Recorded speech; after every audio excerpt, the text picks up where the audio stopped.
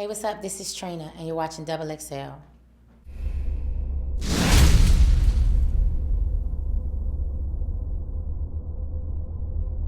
It was just interesting. I got in the studio with the artist Tory Lanez. He's featuring the record. He's from Toronto, and we recorded a bunch of records. That was the last record we recorded. And I guess once I did the vocals and everybody heard it, they just felt like that was the moment. And it's just one of the records that I'm just used to. It's like a Here We Go Again Part 2 to me. It's like a real, like, do not try me, do not play with me type of record. I'm out the door if I don't like the situation I'm in. And that's kind of how the record went. It's not an anti-love record. It's just a record of strength and to let you know, like, you need to be able to stand on your own feet through any situation. No, I'm not done with love. I love love. And it's not really a done with love record. I just feel like as humans, we all have been through a fuck love moment. You've been in a relationship, you've been through it, you've been annoyed, like I'm tired, I'm done, I'm not taking this no more, it's not working, I'm gonna move on. I think everybody, man and woman, has been through that. So for me, that was just one of those records. It's just like to get it off your chest, and you just put it behind you, and then you move forward. And then love comes somewhere down the line, and when it does, then it does. When it finds you, it finds you. I don't think you should look for it.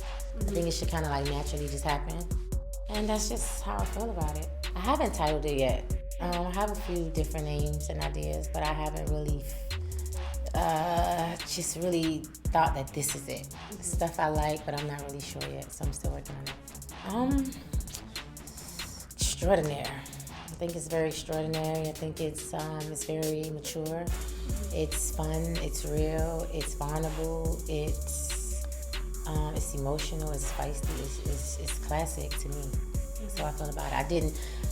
As I'm working, I'm not gonna create a lot of features for the record because I've done a lot of features before. I want something to be just real personal, intimate, and just where my life is at right now, this moment.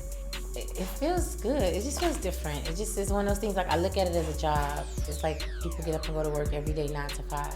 It's more like a 24-hour job because you're always working and you're always constantly doing something. It's not really a break. If I don't have an album out or a record out, I'm performing, I'm touring, I'm doing something, so it never stops.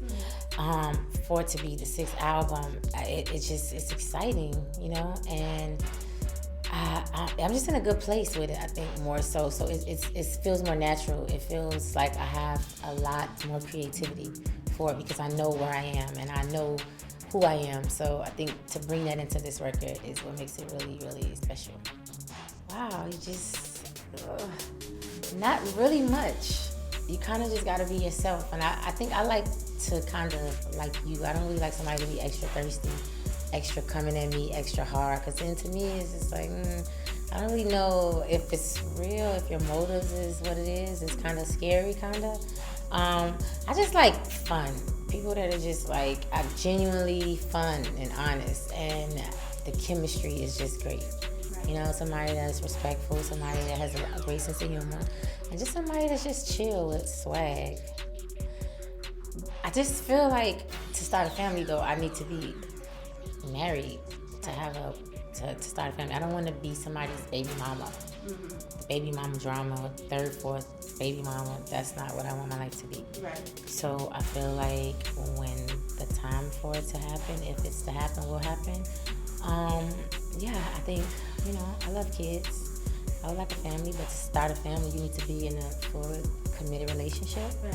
You need to be in love, I think. You need to know that's what you want, because a child is 18 years to put up with it. So you need to be sure you're prepared and ready for that. And I think when it happens, then it'll happen. I'm not just like dancing down the street trying to make it happen tomorrow either. I see cute guys all the time. Nobody I'm really eyeing, you know. No, I'm not eyeing nobody, but I see some cute guys. We weren't. We were friends. And sometimes friends do things that they shouldn't do, I think I would say. And I guess as being a friend to someone, you just expect a certain amount of respect. And I think there's boundaries and there's certain, you know, lines you just don't cross. There's barriers you do not cross. And, you know, sometimes people go different ways and they just don't see eye to eye. I didn't see the show that he did, but it's a difference. Not the friend that you meet at the club and you go hang out to dinner and you chill with for the night. That's not the kind of friend. Like, we were friends. Like, you were somebody I was around every day for almost 2 years. So it was, it was one of those things that you trust somebody to be your friend, you trust somebody to be around, and it is what it is. It never grew into a relationship, and I'm okay with that. I'm not mad at that, and yeah, we are not cool. We are not cool. We just are nothing. Nothing. I would say we don't talk. I don't really think we have much to talk about. Right. Kind of, sort of to say. But I don't not like him. I don't have nothing against him. I really don't care. It's like the past kind of. It's not even a relevancy in my mind. Right. We were cool, and she's somebody that I consider to be really cool and a friend. I haven't talked to her. I haven't spoke to her. I wouldn't even see a reason to now at this point. But I have nothing against her. Kim is an amazing person. She's really sweet. But I haven't seen her in a minute, and it would be totally ludicrous to see her right now and to say what. I'm thinking about doing some type of TV, reality TV. Not sure what type yet.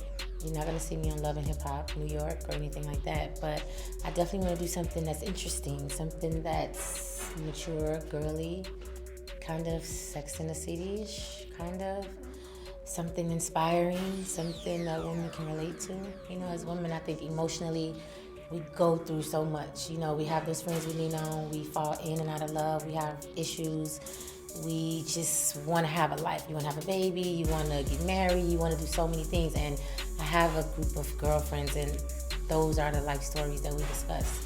So that's realistic to me.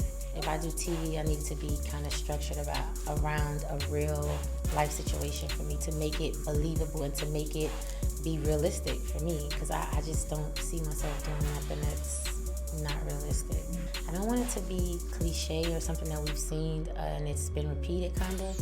I just want it to feel like a breath of fresh air, something that's we haven't seen, and it's a little bit more inspiring and more uplifting, and you're trying to dash home from work to catch the show, and you can't wait to call your girlfriend because you want to tell her about this situation, and such is doing something they don't got no business doing, and it's that good vibe that I want. So until I find that, yes, the champagne is something that I was really interested in. I love champagne. I don't drink a lot. So when I got introduced to this situation, I thought it was amazing. It tastes really good. It's from France. And it's just a beautiful thing. I was really captivated with the way the bottle looks, and I just think everybody goes to the club, you want to drink, you want to have fun, you have a nice function, you want to have something that's real sexy, and it kind of like stimulates me. It's a beautiful packaging for the bottle. It's a nice champagne. It tastes good, and it's just different, to be a part of something that's outside of music or outside of what I do normally. I think it's fun. I like the app. It's just a different way for my fans to stay connected to me. They can find everything, music, everything I'm doing, keep up with everything. I think that's a good connection with the fans nowadays. We have so much social media, so much social stuff going on, and fans are always trying to find out if there's a record on radio, if you have something out. Some of your fans don't even know if a record came out. Everybody's not in tune to radio or as opposed to buying records like they was back in the day. So you have to find all the connections to make sure that they're aware of what you got going on. And I think that's the perfect way to do it and to introduce everything that you have going on through that. It makes it interesting for people to pay attention, and